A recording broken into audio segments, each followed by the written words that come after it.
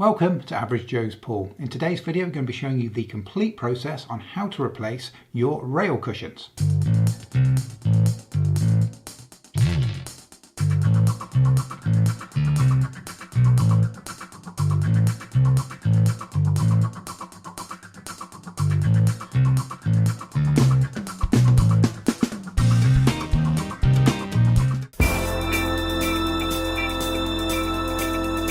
So first things first, what you're actually going to need to be able to do this job. Well, the most obvious thing is you're going to need a set of replacement cushions. It's important to note that when it comes to these rail rubbers, there are actually quite a few different types. Now, by far the two most common profiles when it comes to these are K66 and K55. Now, for the majority of people watching this video, it's highly likely that it'll be one of those two profiles that you need to buy. However, there are other profiles as well, things like the U23 is fairly common, and even if you're going into the square-shaped cushions rather than the triangular-shaped ones, as we have here, things like the L77. So there are quite a few different variations of these. And with regards to price, there are various different models to fit different budgets. The cheapest sets of these start around the kind of $50 mark and go up to about $100. And then if you're looking at branded rubbers, then they're even more expensive again. You can easily spend $200 or $300 or maybe more if you want a set of branded rubbers. And to make things easy for you, we will be adding some Amazon links into the video description below for some of the most common profile types at the best possible prices. So if you do need to pick up any of the kits shown in this video, please be sure to help support what we do here at Average Joe's Pool, and please use our Amazon links. And the other thing you are going to need is a set of these, and these are rail facings. And these are actually installed on the ends of the rails, as you see as we progress through the video, so they're literally fitted on the sides in here. And again, there are a couple of common thicknesses when it comes to facings, but thankfully there are a couple of common sizes which will probably cover most people watching this video, and again we will add some links for those on Amazon into the video description for you. And with regards to pricing on the facings, thankfully these things are generally pretty cheap. You're looking at about $10 to $15 for a full set. And the other thing you are definitely going to need is a decent quality contact cement. Now, by far the best cement for doing this job is actually the 3M Durabond 10. It can be a little bit pricey, but it's definitely the best when it comes to working on your rails. And a really good alternative to the 3M, if you can't get hold of that, is the Barge all-purpose cement. Now, unfortunately, in this instance, we have tried to get the 3M adhesive in. I've tried 3 different suppliers, and it's on back order with all 3 here in Canada right now. So I asked a friend of mine who works on quite a lot of tables if there's a decent alternative available here in Canada, and he recommended this stuff, which is LePage. He says it's definitely not quite as good as the 3M, but it's pretty decent stuff, and of course it's available. So that's what we're going to be using today. And as you'll see, we'll be using some fairly common tools as we progress through the video. And the only other thing you've got to decide at this point is whether you intend to reuse your original cloth or whether you're going to be replacing it. So obviously you're going to be removing the rails from your table, so it might be a good opportunity to change the whole cloth. And it's definitely a lot harder to refit a used cloth onto your rails than it is a brand new one. So it does make the job a little bit harder, but of course it is possible. And if you will be changing the cloth on the bed of your table, we have done a full cloth replacement video, and we'll add a link for you for that video into the video description below. So if you need some help with that, you can check that video out. So once you've got everything together, you're good to go. It's time to make a start. Now, before you go ahead and remove your old cloth from your rails, there's one very important thing that you should do that is often overlooked, and that is to be sure you take a really good look at the ends of the rails, where the center pockets and your corner pockets are. Because the ends of the rails can be finished differently. There are dozens of different pool table manufacturers out there and hundreds of different pool table models. And so when it comes to reclothing, it's not kind of one size fits all. There are kind of variations that you will have to bear in mind. So before you remove that pool table cloth, be sure to have a really good look at the ends, see how they've finished, how it's been stretched around, where those final staples are, and ideally be sure to take some photos as well. And you want to do that on both the center pocket end and also the corner pocket end as well. Now, although this video is focusing on replacing the pool table rubbers, I'm not going to be showing you how to recloth the rails, but if you do need help on that, we have done a separate video on that, and we'll add a link in the video description below. So if you do need some help, be sure to check out that video. But of course now is your perfect opportunity to do that, because you're going to be replacing the cushions, you will be removing this cloth. And you may well be reusing this same cloth, or you may be replacing it with a brand new cloth. Either way, it doesn't matter. What you really want to do is make sure that you familiarise yourself with how the ends of the rails are finished, so that when you come to put this back on, you can make sure that it's matched up perfectly to how it was before. So be sure to have a really good look and ideally take some photographs that you can refer back to later on in the process. So the first thing we need to do obviously is to remove the rails from your pool table. A quick tip for you: when you do that, it's always a good idea to mark them up. So you can see we've got a number 6 right in the middle there. So if you number them as you take them off, then when you come to put your pool table back together again, you know that this rail is going to go back in exactly the same position that you removed it from. So first thing we want to do is flip it over, and we've got all of these staples on the underneath, and all of these need to be removed. One of the best little tools you can get for helping you remove staples is this type of tool we have right here. This has this little hinged head which helps you grip onto the staple once you've got the first bit underneath it, and that'll help you to remove the whole thing. They're not very expensive, under $10, and as before we will add some Amazon links into the video description below, but these are really handy, especially when you've got hundreds of staples to undo.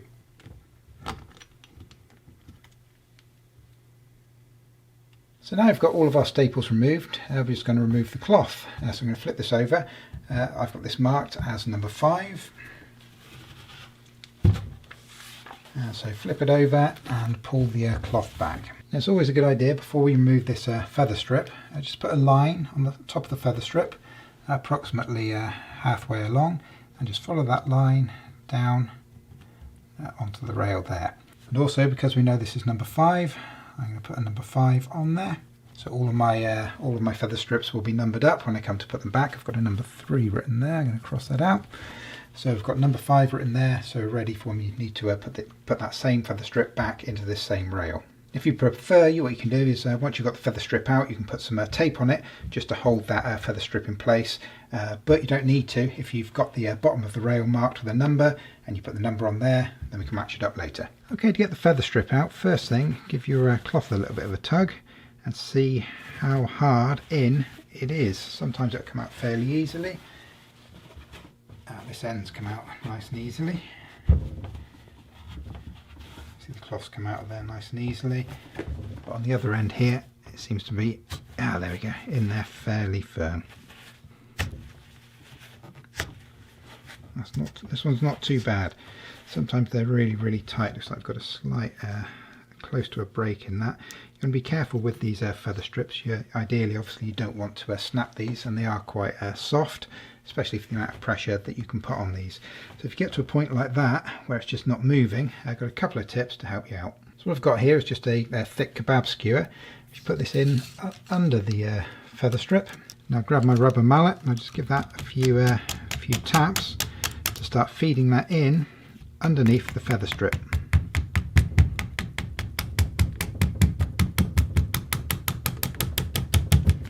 And then what you can do is you've almost kind of doubled the wood then. So when you lever it, if you lever it, rather than just use the feather strip, use the kebab skewer at the same time. And then once that's in, what you can do is you can use that. You've almost got double the wood there, so you've almost got double the strength. So when you're lifting up, you're actually lifting with 2 pieces of wood rather than 1. If you do get to a point like this where it's a little bit stubborn, you can try one of 2 things. One is to tap it in a little bit further. And try lifting it again. Yeah, that's worked. However, if you get to a point where that's not quite working and it's still stuck, even with the kebab skewer on the bottom, then if you grab your putty knife and just put that underneath, because the putty knife can get in a lot closer to the point of leverage than your fingers can. I'm going to get my fingers into this point here, but I can get the putty knife all the way in. Don't push it in all the way. Remember, on the other side you've got this nice finish here, so don't push it in too deep. Get it in down there and then just twist it in this direction. And there he comes.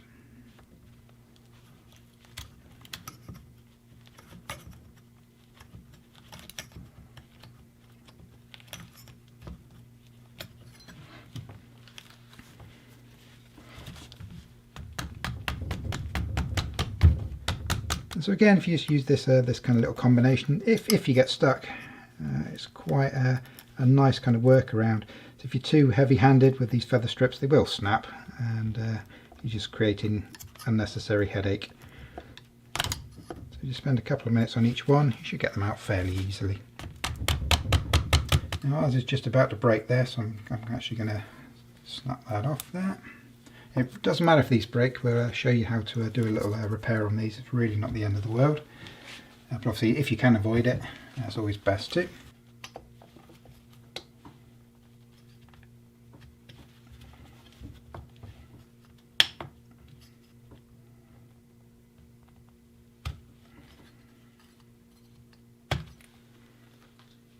Now if you do get a broken feather strip like we've got here, it's really not the end of the world. You can just put these two pieces back together and just put the whole thing back in. Or if you prefer, what you can do is you can put a bit of wood glue on there, or even some quick-set epoxy, clamp that down and put it back to one piece. But it really isn't a biggie. Don't worry too much about it, especially if it's kind of a break in the middle of two long sections like this. That's kind of less of an issue than if you kind of break the last inch off of one end. But it's really not the end of the world. It does happen. These are quite soft. But what I'm going to do is just going to make sure, because I've numbered these, I'm going to make sure I've got both halves correctly numbered before I move on.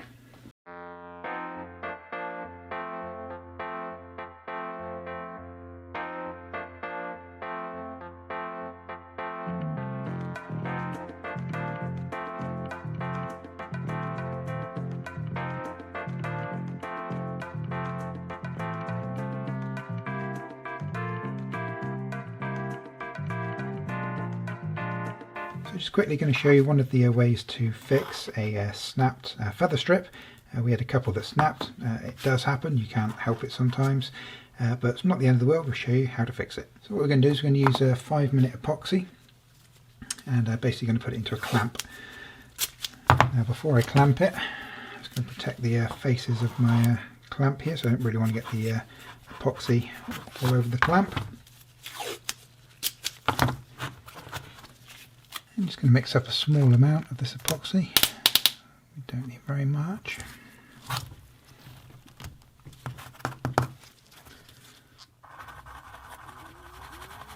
And just before you apply it, just make sure that it looks like it's going to fit back together okay. I've already checked this one. Just make sure it looks like it's going to go back together. And assuming that we're good, let's get it epoxied.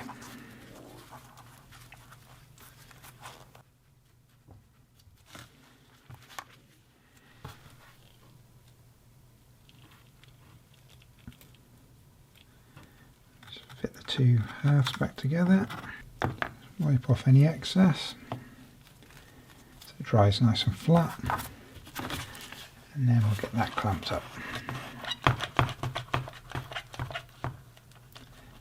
And this is a 5-minute epoxy. I'm going to leave it longer than that, probably going to give that probably at least 15 minutes. So here's our feather strip. It's had a good probably 45 minutes, been moving on with other jobs. Should be sat by now. Yeah, it's looking good. Looking good.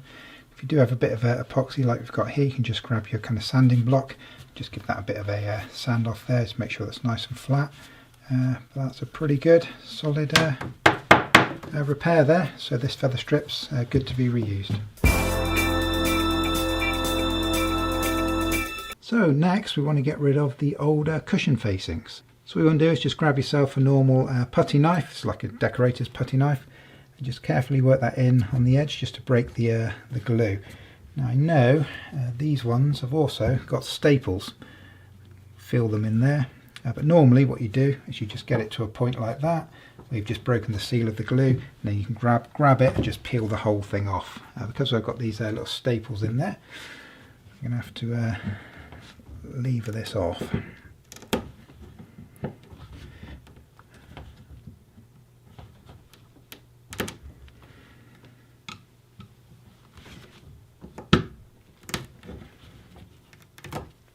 There you can see we've got these 3 little staples in there. Hopefully you won't have these when you come to remove yours, and we most certainly will not be putting them back in.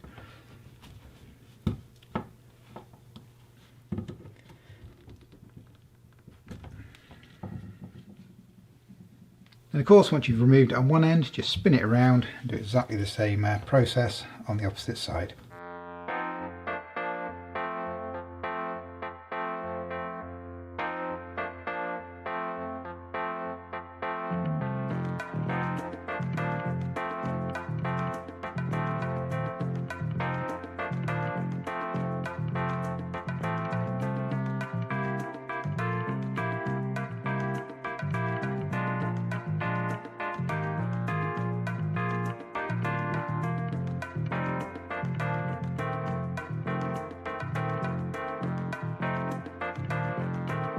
Now flip the rail over. I'm going to look at removing the old cushion. Just carefully coming in on this top edge here. All we're looking to do is just break the seal of the old cement there between the wood and the rubber. Just a couple of inches.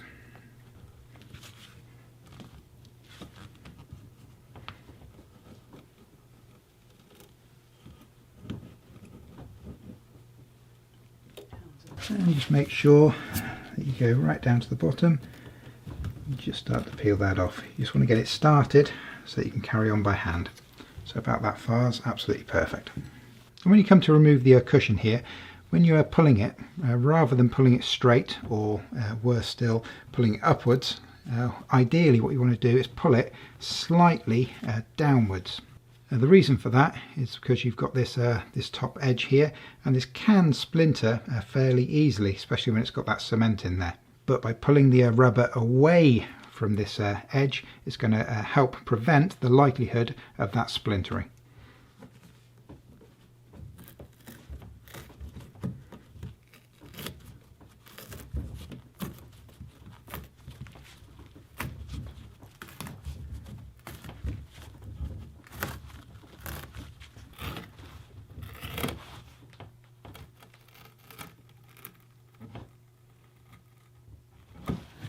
So as we can see, that's the old rubber completely attached, so we can go ahead and get that out of the way.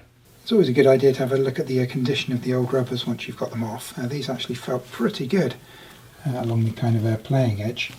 A little bit hard along the bottom edge, but we found in this kind of area right here, you can see it's completely starting to deteriorate. It's forming cracks in it. We hear it crackling. So, you know, that's really completely perished. You know, thankfully it's only kind of about 4 inches on one of the cushions right there, but obviously all of the other cushions wouldn't have been far behind. So it's always worth having a look and double checking and, you know, confirming that changing the rubbers was definitely the right decision. When you see something like that, there's absolutely no doubt about it. So for the next stage, we need to clean up this surface so that we can attach the new cushions. And on here we've got some remnants of glue, we've got a little bit of rubber, we've even got a little bit of the controller cloth on there as well. So we need to sand this back a little bit, just get that nice and clean. And when it comes to doing this, you might get lucky. You might just have a few kind of glue remnants, and you might be able to easily scrape them off using your putty knife. However, these rails have definitely been on a very long time. Like I say, we do have remnants of rubber on there. If you were to try and do this whole thing with a putty knife, you'd literally, each one of these would probably take you well over an hour. I mean, there's 6 of them to do. I really don't want to spend 6 hours doing that. But we do definitely need to get this surface nice and clean, because we want this fresh and flat with none of this rubbish on there when we come to stick on the new cushions. So if your rail, like our one here, does actually need quite a lot of prep, what we're going to do is we're going to give this a gentle sand. So when it comes to sanding these back, got a couple of options. You can either do this by hand, and that can be a little bit time consuming and depends how much gunk you've got to get rid of. If yours isn't too bad, then hand sanding can often be a good option. And the second option is to get a machine involved to help the process of sanding this back. Let's have a quick look at both options. So first of all, for hand sanding, I've got a little hand sanding block here. Again, it kind of depends how much stuff you've got to get rid of.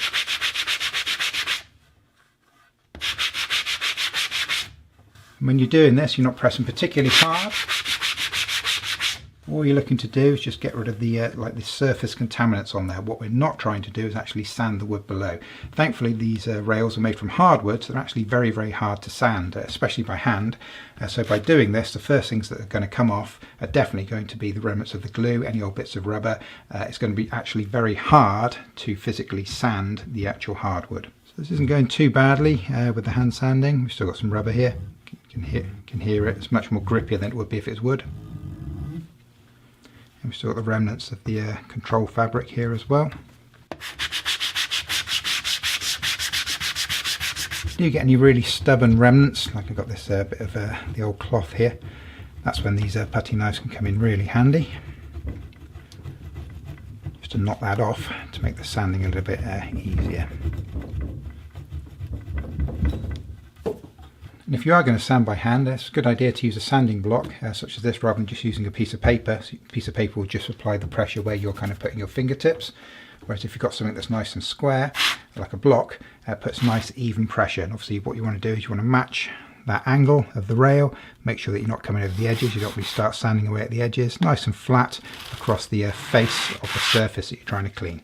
When it comes to sanding these back by hand, just be nice and gentle with it, don't really push, nice gentle. And if you feel any bits of kind of old rubber or glue that's sticking up, just knock them off with the putty knife, just try and get that back nice and flat in that spot, and then go over it with the sanding block again.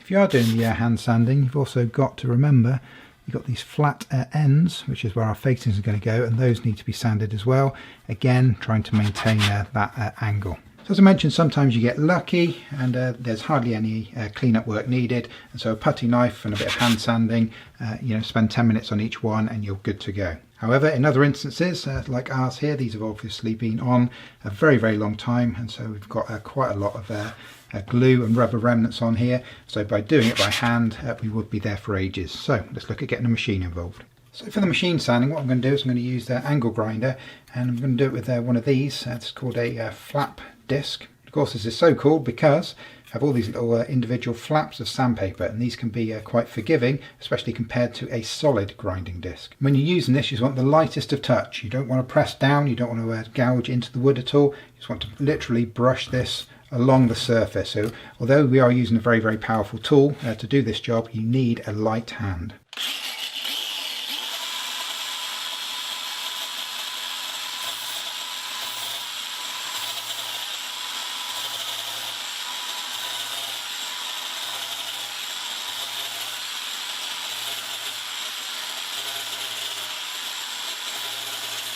As you can see with the flap disc here, it makes short work of getting rid of this old rubber here. I'm about 2/3 of the way through this one, so I'm just going to finish this one off in a second. And then obviously I'll do the same to the two ends as well. As mentioned before, when you're using the flap disc, nice gentle strokes. Don't press into the wood, just glide it along the top of the surface. You're trying to take off just this rubber and glue remnants. We're not trying to actually sand the wood. And you want to use quite a fine sandpaper as well. The disc that we've got here is a 120 grit, and that does a beautiful job.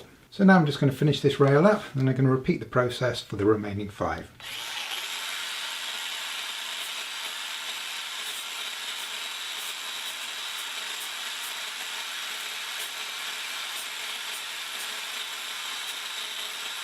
So I've just finished sanding these, so I'm going to give them one more quick check over. If you spot any little bits that you've missed, you can just hit them now with the scraper. You can see a little tiny bit of old glue there. We give that a scrape with the putty knife.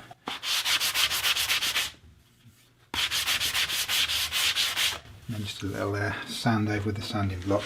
So just go along. If you spot any little bits that you've missed, and now's the time just to clean them up manually. And once you're happy, I like to give it one quick rub down with the manual block.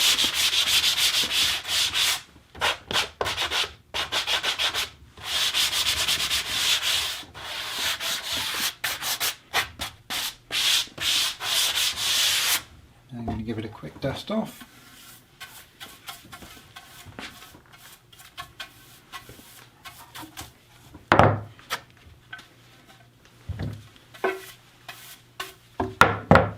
And then I'm just going to grab some alcohol, just normal alcohol kind of rub that you buy from the supermarkets. And I'm just going to give this face a quick wipe over, just to get rid of any kind of remnants of dust. You obviously don't want to be gluing on top of dust. Remember your ends as well.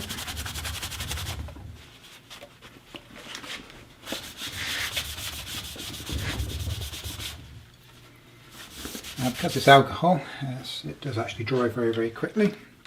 So by the time you get to the 6th one, this one will already be dry. It's probably see it's starting to dry out in a couple of patches already. So I'm just going to repeat this process for all 6.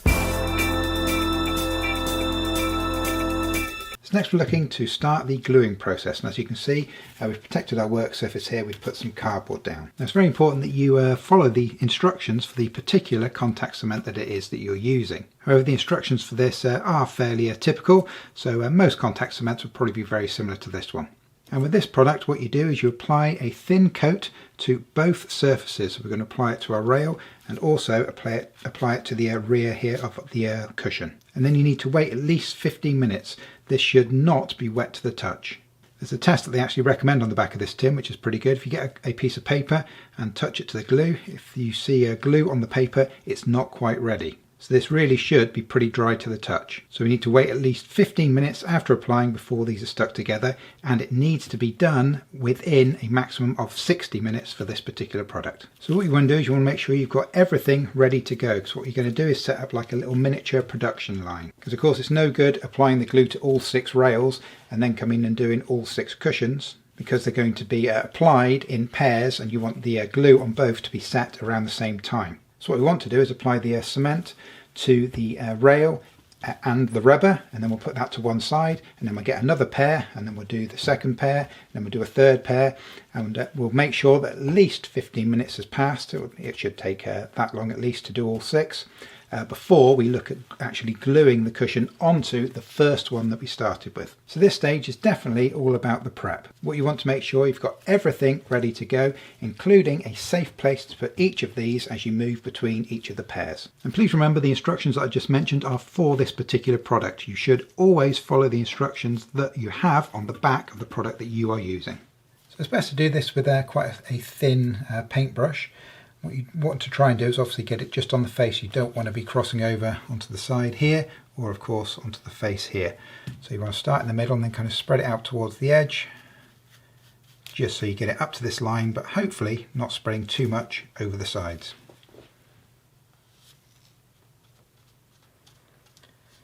Remember, you only want a thin coat of this, so you want to make sure that you do spread it all out properly.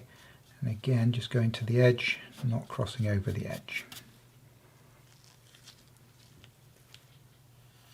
Just remember, when you're doing this, you want to work fairly quickly, and you definitely want to make sure, I know you're being careful of the edges, but you want to make sure that there is definitely cement on the edges, because of course that's where the rubber's going to stick. Nothing actually sticks in the centre. So next, moving on to the cushion. And remember, it's just this surface, this kind of groove down the middle. You don't need to glue in there.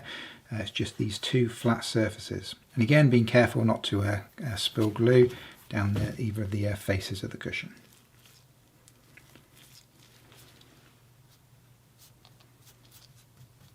As before, it's only a little thin layer that you need. You don't need to go crazy. Just make sure you spread it out. A nice thin even layer. I've now finished my first pair. So what I'm going to do is I'm going to put the rubber to the back of my worktop there, and I'm going to take this, I'm going to put this on a separate table at the back. So when you put these down, basically what you need to do is you need to remember the order. So I'm going to make sure that I work, when I come to stick these together, I'm going to grab the one that's at the back and work back to the front. So now I'm going to grab my next pair and glue those up as well.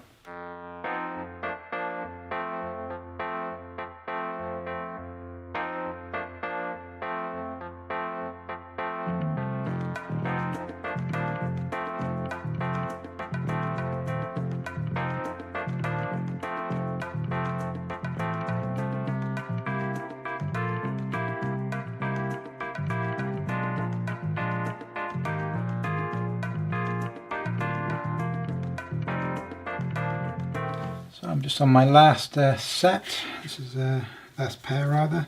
This is number 6. It's important to remember when you come to stick these together, the process of sticking them together is a lot quicker than the process of applying the cement to both sides. So in just a minute I'm going to be sticking together the first pair that I did, but if I went straight through and did all 6, this one I'm doing right now probably won't have had enough time to set properly. So I worked out it takes 5 to 6 minutes to put the adhesive on each pair.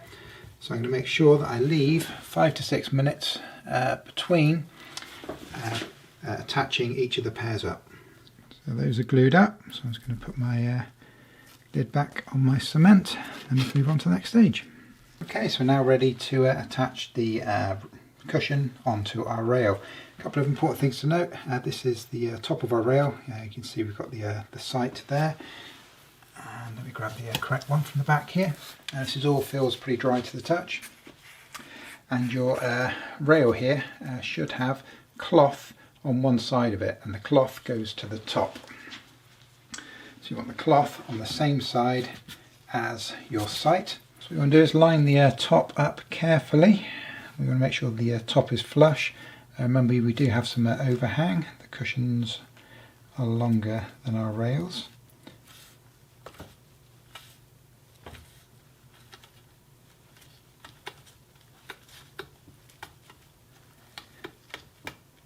I've got to do it by feel.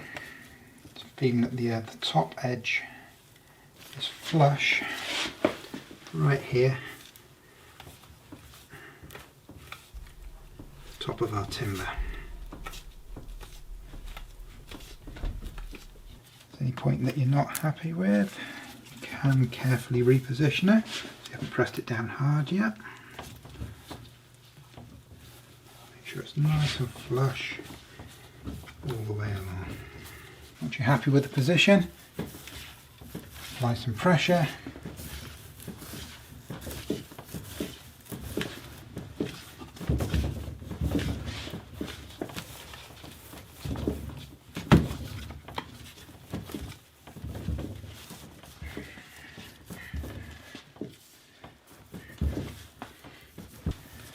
And that's our first one done.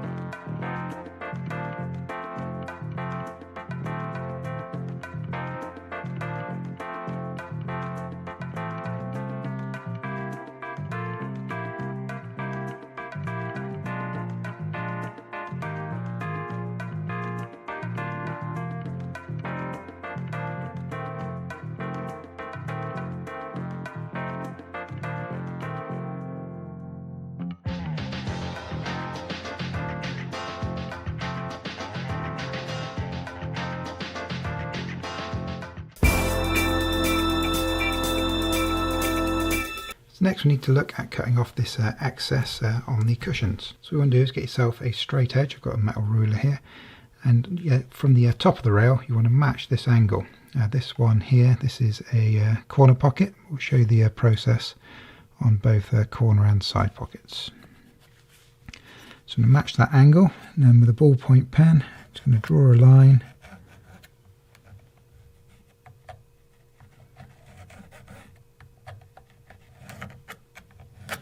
straight across, matching that angle all the way through. So now we come to the underside of the rail, and what we want to do is join our connecting line from here up to the point that we've just marked. When you come to do this on the underside, hopefully you'll find that this little angle in here should line up with, that's pretty good on this one, should line up with the line that we've marked there. But if you do get a slight discrepancy on the underside and you go, no, hold on, the angle shown on here doesn't quite line up with what I've got here, don't panic. The most important thing is to make sure that you've got the line on the top of the rail absolutely perfect and in line with the top of the rail there. And then when you come to the underside, even if this timber here doesn't quite line up, as long as you come from the point in this corner where the rail meets the face just there, which is approximately somewhere in there, and then we're to draw a line from that point up to the tip here, then that would be correct. But like I say, hopefully that timber down there, that little line just there, should line up quite nicely. This one does, and so we can just go ahead and complete our line. And for our side pocket here, we have the same kind of principle, but obviously at a less extreme angle. So we want to use our straight edge to match up to this angle here. And continue that line straight through to the edge of the cushion. And then again for the underside of the line, hopefully you'll have this piece of the wood here will be pointing directly at it. But again, if it doesn't quite match up, just remember you've got to match where the rubber meets the facing right in this little corner right down here. But for us here it looks to be fairly accurate. Looks good, so we can go ahead and complete our line. So there's a few options when it comes to cutting these off. One of the most common one is to use one of these single-sided razor blades. Use a fresh blade each time. These are quite nice. These cut into this stuff pretty well. Or as an alternative, you can use a knife. This is got a micro-serrated edge on it. What you want is very, very fine serrations. And this is actually a fishing knife, this particular one. But anything with a very, very fine serrated edge is also very good for getting through these. Now, one very important thing when it comes to cut these, what you don't want to do is just try and cut straight down your line. What you actually want to do is you want to leave a couple of millimeters and cut slightly to the outside of your line. Now, the reason that we do that is because the likelihood of getting this cut 100% perfectly using a knife or a blade is very, very unlikely. So what we're going to do is we want to get kind of a rough cut to within like a couple of millimeters from it, and then we're going to use a grinder just to gently grind down that rubber to get a nice perfect flat finish. But trying to do that by cutting would be very, very difficult. So what we're going to do is we've got our line there, we're going to move 2 or 3 millimeters to the outside of that line. So when I cut this off, I'll still have my black line there and a couple of millimeters of the pink. And as you cut this, if you kind of bend the top down, that will kind of open this up and allow the blade to travel through more smoothly. So remember, starting a couple of millimeters past your mark, nice and gently. You want to be looking kind of straight down on it, and just do it slowly, take your time, no rush.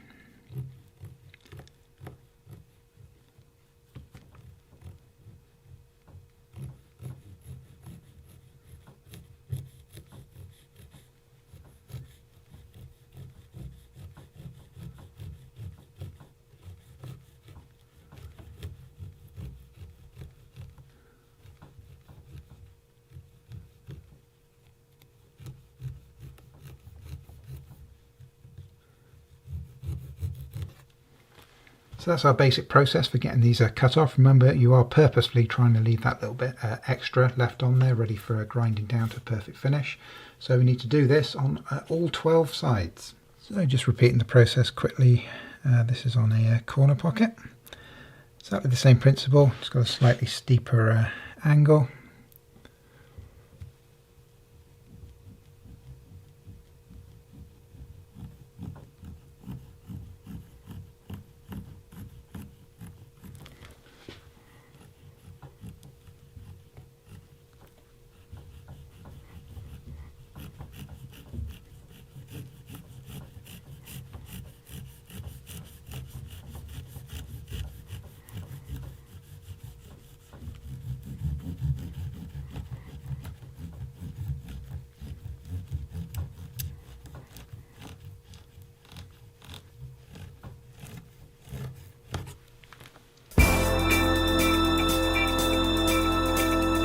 Now we're going to use the angle grinder to gently grind down this rubber so that we match our original line there to get this nice and flush with the facing of the wood. So to do that, I'm going to use the angle grinder again.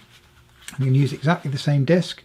This is a flap disc and this is 120 grit. So this is quite a fine disc. You don't want to use something that's too coarse, obviously it'll take chunks out of this. You want something that's nice and fine, so I'm using 120 grit.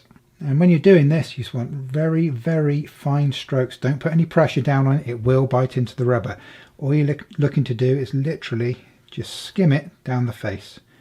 Very, very lightly. It's better to take it down a fraction at a time rather than stick it in and try and get rid of it all, so it might catch and it might gouge it out. So nice, slow, barely touching it.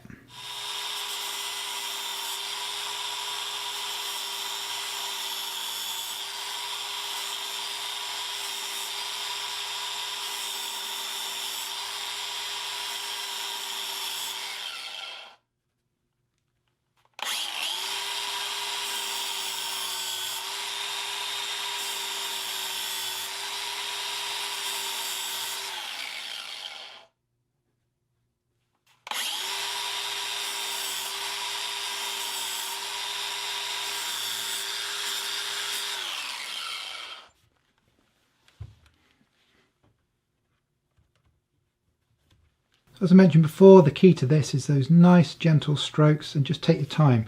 And also when you do your strokes, try and do as long as strokes as possible. Don't try and kind of pick at it. Try and start at the top every time and just take a little tiny bit off. Nice long strokes each and every time, and just keep going. And when you get to the end, I've got a little straggly bit there. Just cut that off. Check it and check that it makes, kind of feels flat and it feels right across the entire face.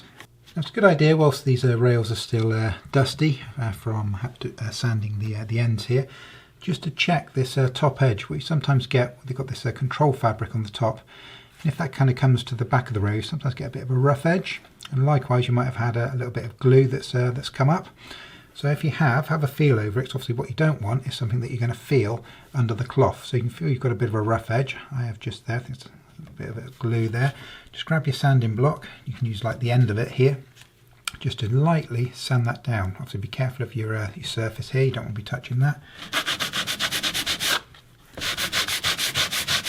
Just be nice and gentle with it. Just try and smooth off any imperfections on this top edge. And obviously you can just go ahead and repeat this process for all of your 6 rails, but now's the time to do it. So what you don't want to do is have any rough edges that you're going to feel under that cloth.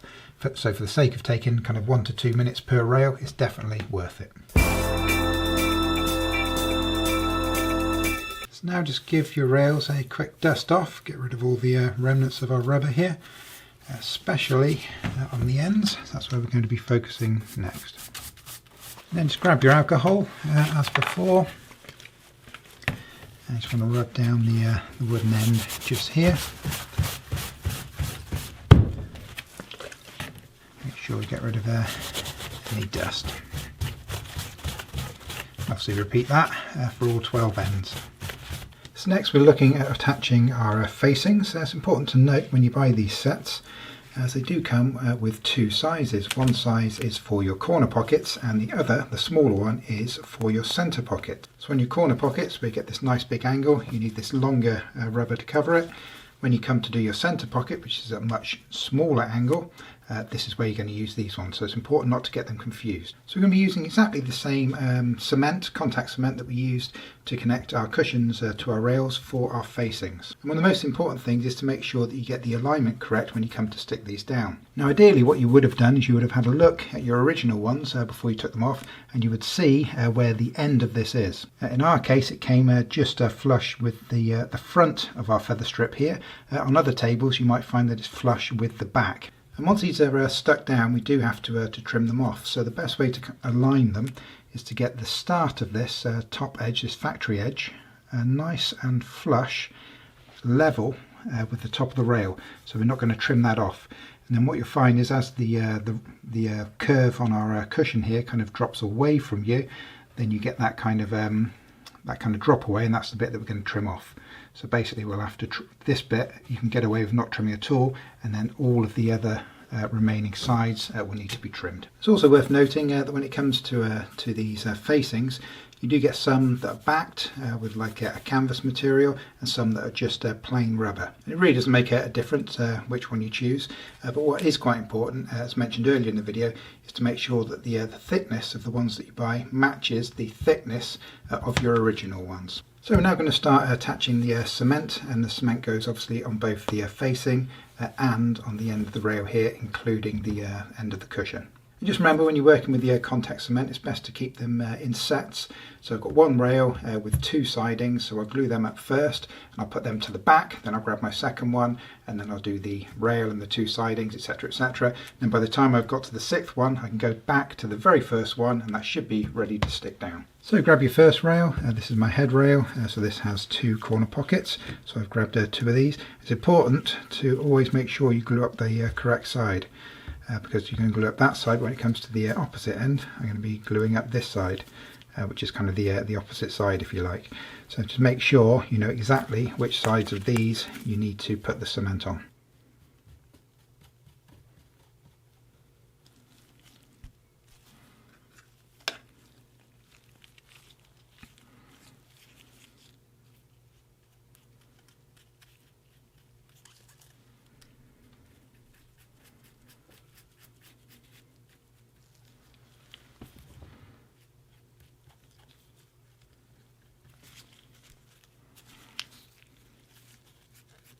So that's my first one ready. So now obviously I'm going to go ahead and I'm going to repeat this process on the remaining 5 rails. So our cement is now touch dry, so we're good to go. So for my alignment, the front edge of my feather strip right here, top edge of the rail, just there, nice and flush across the top, and just drop that into place. Give it a good firm push, get that bond starting.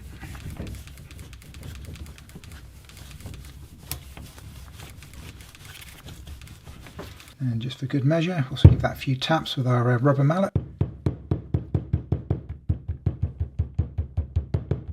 I'm not worrying about the overlap, that's going to be on the next stage. So what we want to do now is go ahead and we're going to get the other 5 exactly the same. So the next stage, we now need to trim up the facings. So we'll show this first on the corner pocket that we have here. And I find it's easiest if you flip the rail upside down and start on the bottom. So I've got a brand new single-sided razor blade here, and using the underside of the rail here as a guide, I'm going to rest that on there, and I'm just going to cut into there and push it straight across, using this as a guide all the way through. What we want is to get the bottom edge of our facing here flush with the wood on the underside of the rail. So just using that as a guide, cut into the facing, just work that across.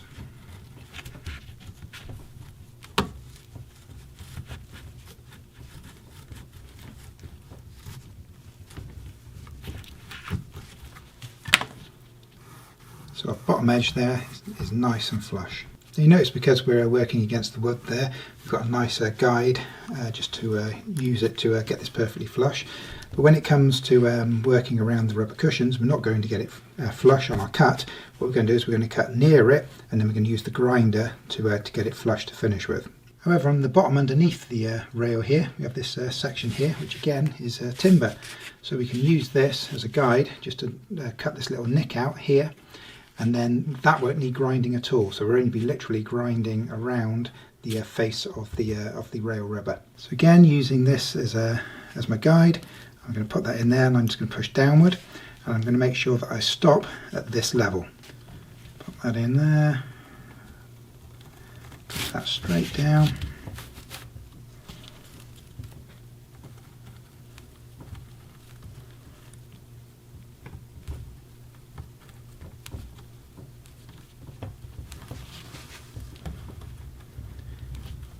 Until we're level with the bottom edge of the rubber here.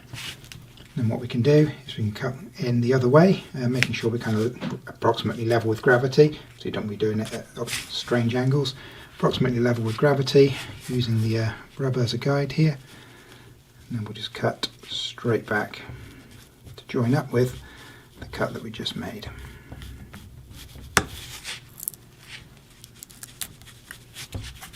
And so now we don't have to grind this, we don't have to grind this, we don't have to grind that.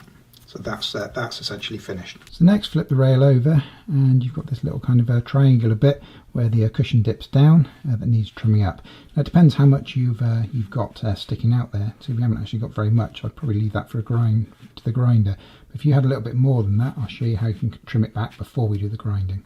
Now when we do this, we want to take the razor blade, and we want to follow the kind of the shape of the rail here, but obviously we don't want to touch it. Which is why we've got hardly enough to trim off really, but I just want to show it for the sake of illustration. So you just kind of make sure that you're level with this. You just want to follow the shape of it. So I'm just going to take a millimetre or two off just down here. Be careful not to touch the rubber of your cushions. So next, flip the rail over. We need to trim this a little bit off here. Again, we've barely got enough to really trim off, but I'm going to show you how to do it. And when you align your razor blade, obviously it needs to be aligned with what you're trying to match up to, which is our pink rubber here. So you want to hold it at the same angle and flat in relation to our pink rubber here.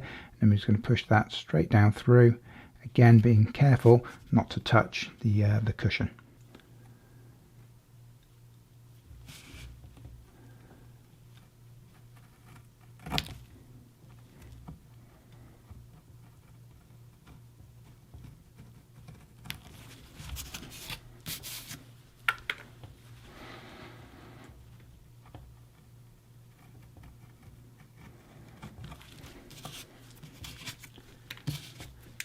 close enough. You just want to get to kind of within a couple of millimeters of it, so you can do the rest with the grinder. And the key to doing these cuts really is just to take your time, nice and relaxed. There's no rush. Make sure you get in the right angle. Just work it out before you start the cut. Take your time, nice and gently. Obviously you don't want to slip. Use two hands, keep nice control on it, and you should get a fairly good cut. So now let's repeat the process, this time on a centre pocket. So we're going to start on the underside again, getting the razor blade nice and flush, and we're going to cut it off flush with the bottom of the rail here.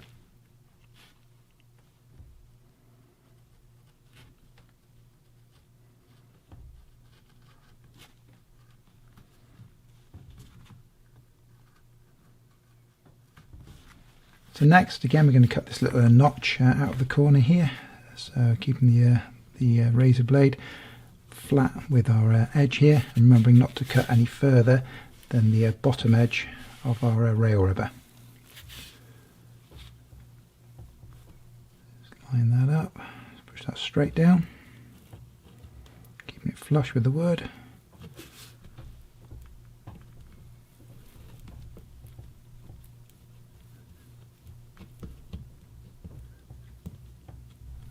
Stop when you get flush with the bottom edge there. Now for the next cut, we want to keep the razor blade level with the bottom edge of our rail here, and approximately kind of level with gravity. And we're just going to finish that cut in the opposite direction.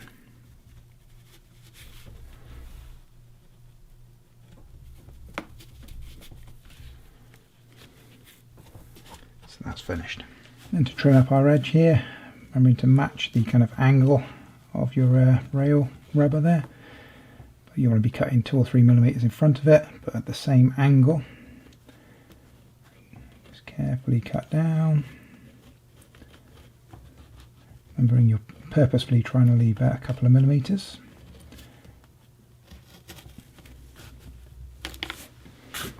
Perfect.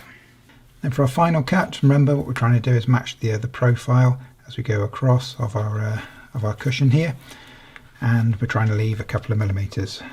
So you don't want to start right here because it's fairly flush, starting about here. Match the angle and just carefully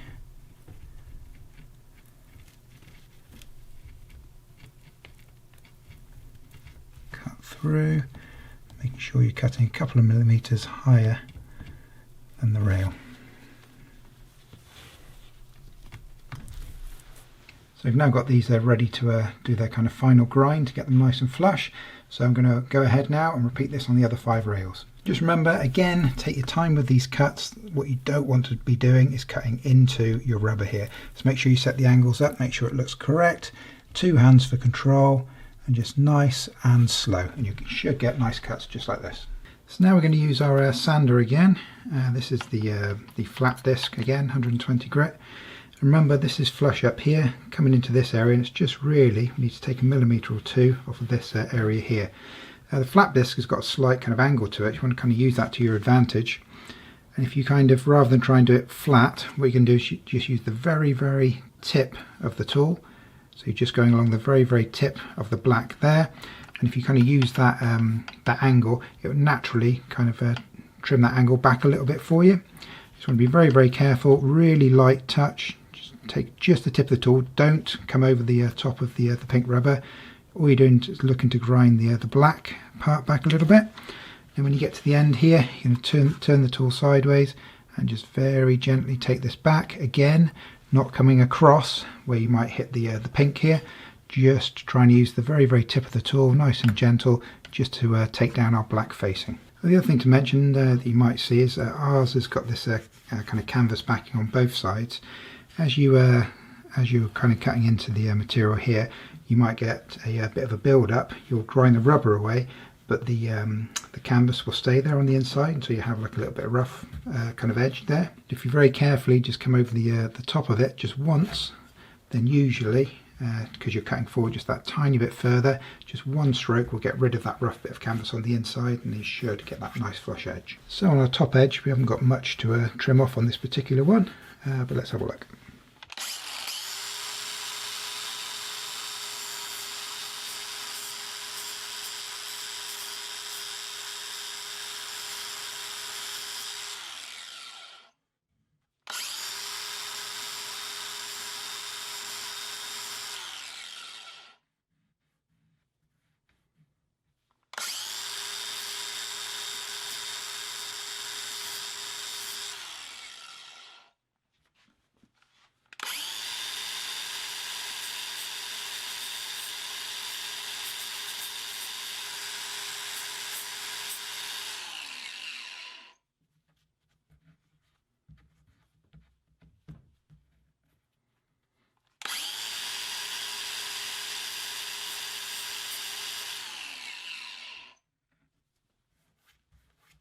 And now onto the underside. This is the same rail on the corner pocket here. All this has been cut flush. This has been cut flush. This little edge here has been cut flush. Don't need to worry about any of that. The only thing that we need to trim back is this. When you do this, you want to try and keep the tool so it's kind of flush with this angle. So you're holding the angle grinder and just gently taking a little bit off this edge.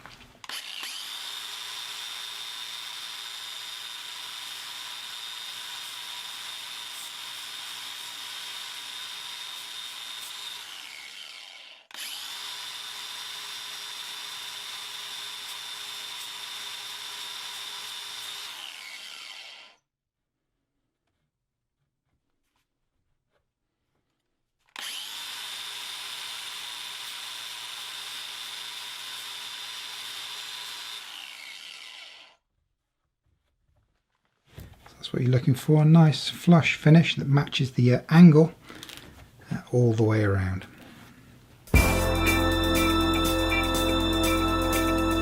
So our pool table cushions have now been replaced. So now you can go ahead and start the next stage, giving these a quick clean over, and then you're going to be reclothing your rails. And if you do need any help with the next stage when it comes to the reclothing of the rails, we have filmed a separate video for that, and we will add a link to that video into the video description below. So if you do need any help, please be sure to have a look at that video. Additionally, in the video description you will find Amazon links to a lot of the tools that you've seen in this video. So if there's anything you like the look of, you want to pick up, please help to support us here at Average Joe's Pool, and please be sure to use our Amazon links.